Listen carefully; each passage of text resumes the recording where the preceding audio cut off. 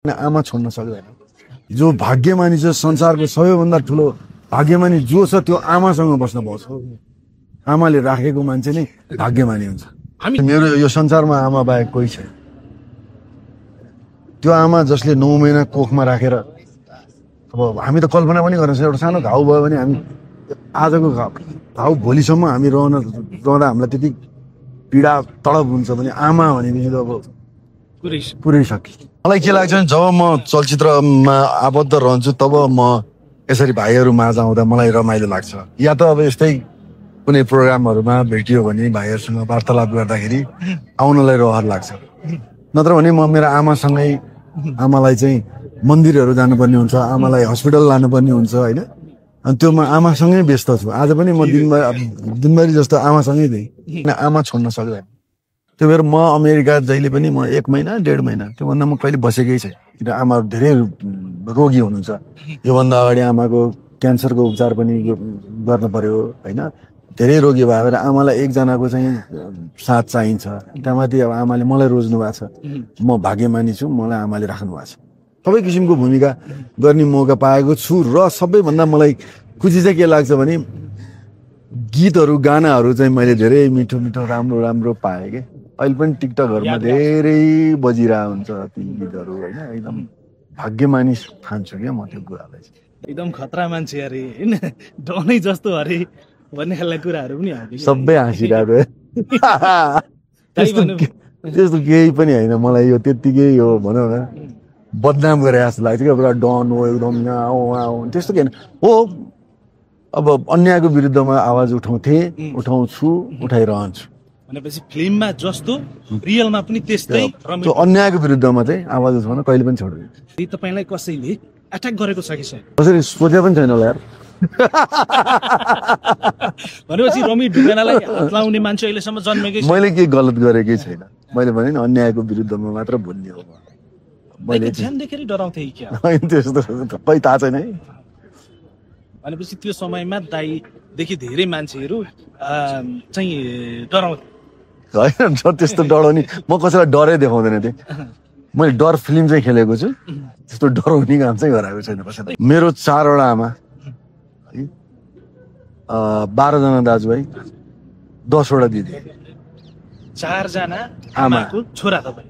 म 22औं नम्बरको सन्तान। 22औं नम्बरको? हजुर 22औं सन्तान 22औं। भनेपछि बुवाको दम आँट निकै कडा रहेछ होइन? बुवालाई सोध्नु पर्ने अब अहिले भइसक्यो। 22 जना भने त भयङ्कर हो नि। भयङ्कर। त्यस्तो यही परिवारको कुरा गरिरहेको 22औं सन्तान तपाईँ, 22औं सन्तानमा तपाईँ हुनुहुन्छ होइन। अरू सन्तानभन्दा के फरक छ? अब सबैको आफ्नो नेचर हुन्छ। अब कसैको पनि कोहीसँग नेचर मिल्दैन। अब तर हामी एकदम माया प्रेमले बसेका छौँ होइन। अब सपोर्ट सबैको रहन्छ। अब मेरो लागि त अमित ढुङ्गाना दाइ मेरो मभन्दा मेरो अग्रज दाइ उहाँले नै यो क्षेत्रमा ल्याउनु मलाई। दाइ र म चाहिँ अलि बढी मिल्छौँ। अब जस्तो तपाईँ होइन यति धेरै फिल्म खेल्नु भएको छ। तपाईँ जब माया नमार फिल्मबाट आउने बित्तिकै युवतीहरू यति धेरै मरिहत्ते गर्ने होइन, पोस्टरमा दाईसँग नाम जोडेर लेख्ने सबैभन्दा ह्यान्डसम हिरो दाईको यति चर्चा हुन्थ्यो त्यो समयमा। धड्कन हेरेपछि त झन् कयौँ युवतीहरूको धड्कनै रोकियो भन्ने कुरा पनि छ। कतिको प्रेम प्रस्तावहरू आउँथ्यो त्यतिखेर चाहिँ? घर बिगारेर छाड्ने विचार गरे जस्तो लाग्यो मलाई। विगतको कुरा हो भाउजूले यसलाई स्वीकार्नुहुन्छ? होइन, माया हो। मैले भने त्यो सबै माया हो। एकदम मलाई माया गर्नुहुन्थ्यो, चलचित्रलाई रुचाइदिनुहुन्थ्यो। म भाग्यमानी हो, भाग्यमानी थिएँ। प्रेम प्रस्तावहरू कतिको आउँथे है? त्यतिखेर त रगतले लेखेका पत्रहरूको पनि निकै चर्चा हुन्थ्यो होइन? कतिका आए? धेरै आयो तर मलाई आउनुभन्दा नि मेरो वाइफलाई गयो कि। हो, दाइ फिल्म इन्डस्ट्रीमा आउनुभन्दा अगाडि नै विवाह भइसकेको थियो कि? मेरो त विवाह भइसकेको थियो। म त 16 वर्षमा विवाह गरेँ। भनेपछि चिठी गेटसम्म चाहिँ आइपुग्नु हातमा, वाइफको हातमा पनि परेका छन्। कस्तो रियाक्सन हो? म त भन्दिनँ।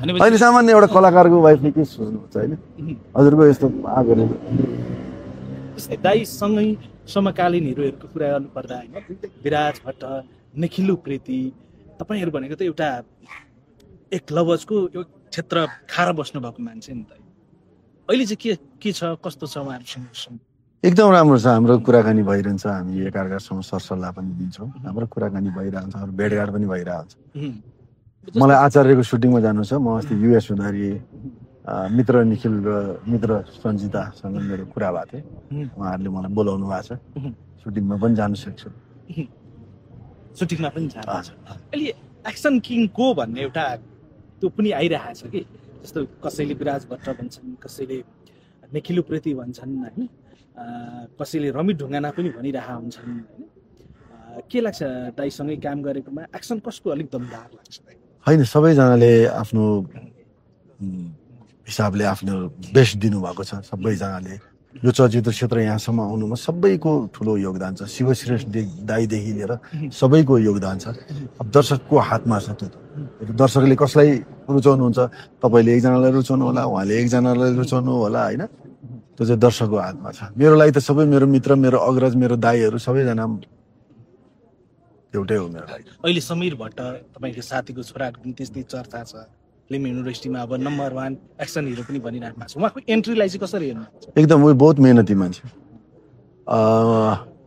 उसले जुन बम्बईमा जुन ट्रेनिङ लिने बेलादेखिको म आबद्ध छु किनभने उसको बुवाले मलाई म दाई भन्छु विराट दाई मेरो एकदम मित्र पनि हो हामी भिडियो कलमा पनि कुरा गर्थ्यौँ असाध्यै मेहनती हो समीर त असाध्यै नै मेहनती बच्चा हो उसले जे नामहरू पाएको छ त्यो उसले डिजर्भ गर्छ बाँकी त उसको एउटा फिल्म दुईटा फिल्म रिलिज छ धेरै यात्रा गर्न बाँकी छ अब उहाँहरूले त ल्याइसक्नु आफ्नो सन्तानहरूलाई दाइले चाहिँ कहिले ल्याउने त्यही हो अब कस्तो हुन्छ भने हामीले ल्याउने भन्दा पनि अब आउने मान्छेमा रुचि हुनुपर्छ कि होइन हामीले नानी आफ्नो रुचि हुनुपर्छ मेरो छोरा इन्जिनियर छ होइन ऊ आफ्नै फिल्डमा खुसी छ अब कुनै बेला उसलाई रहर लाग्यो भने मैले भनिरहेको छु उसलाई रहर लाग्यो भने उसले मेहनत गर्नु पर्यो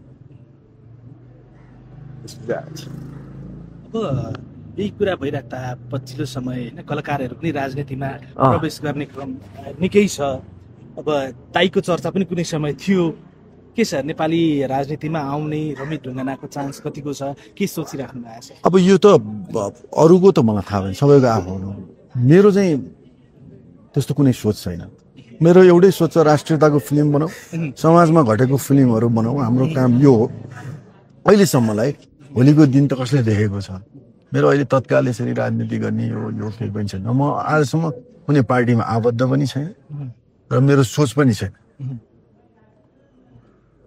पछि चाहिँ अब भगवान जानु तर धेरैले चाहिँ आउनुपर्छ है रमित ढुङ्गाना जस्ता व्यक्तिहरू आउनुपर्छ है भन्ने खालको कुरा पनि गरिराख्नु भएको छ कि मलाई सबै पार्टीबाट टिकट नआएको पनि होइन पहिल्यैदेखि नै होइन तर मैले चाहिँ चलचित्र क्षेत्र नै रोजेको छु पहिल्यैदेखि नै रोजेको छु चलचित्र क्षेत्रमै केही गर्नुपर्छ हामीले होइन भन्ने मेरो सोचाइ थियो छ र सायद रहिरहन्छ कि अब यही कुरा गरिराख्दाखेरि फिल्म इन्डस्ट्रीकै कुरा गरिराख्दाखेरि गाईगुई हामीले सुने अनुसार दाइलाई सबैभन्दा धेरै फोर्स गर्ने राजेश हमाल दाई पनि हुनुहुन्थ्यो भन्ने खालका कुराहरू पनि आइरहेको छ दाइसँग अहिलेको सम्बन्ध चाहिँ कस्तो छ अरे गुरु भइहाल्नु भयो होइन अब हाम्रो त अब मेरो त द्रोणाचार्य हो सायद उहाँ नभइदिएको भए म यो क्षेत्रमा त सायदै हुन्न थियो होला मलाई चलचित्र क्षेत्रमा ल्याउनलाई दाइले धेरै मेरो अमित दाई र गुरु त पहिलेदेखि फिल्ममा काम गर्नुभयो गुरुले नै अमित दाईलाई चाहिँ आरडीलाई ल्याउनुपर्छ मलाई आरडी भन्छ आरडीलाई यो क्षेत्रमा ल्याउनुपर्छ भनेर गुरुले नै भन्नुभएको थियो र म आएँ पनि र पछि गुरुसँग धेरै फिल्ममा काम गर्ने मौका पाएँ इभन मेरो स्क्रिप्ट पनि म गुरुलाई दिन्थेँ गुरु यो कसरी बोल्ने भने उहाँले मलाई त्यति सहयोग गर्नुहुन्थ्यो उहाँ मेरो फिल्मको मुहूर्तहरूमा मलाई आशीर्वाद पनि दिन आउनुहुन्थ्यो गुरु महान हुनुहुन्छ भनेपछि तपाईँ राजेश दाईलाई गुरु भनेर सम्बोधन गुरु मेरो एकदम मेरो गुरु मेरो द्रोणाचार्य केही त्यस्तो रमाइलो किस्सा गुरु चेलाको छ गुरुसँग सधैँ रमाइलो उहाँसँग त बस्न पाउनु उहाँसँग सँगै फिल्ममा काम गर्न पाउनु नै मेरो लागि त्योभन्दा रमाइलो केही पनि हुँदैन थियो जब मेरो गुरु हुनुहुन्छ मसँग भनेपछि म एकदम हुन्छ नि एउटा बच्चा जस्तो हुन्थ्यो कि मेरो गार्जेन यहाँ हुनुहुन्छ मलाई एकदम धेरै फिल्ममा काम गर्यो 20औं फिल्ममा काम गर्यो उहाँ त अब महानायक महाराज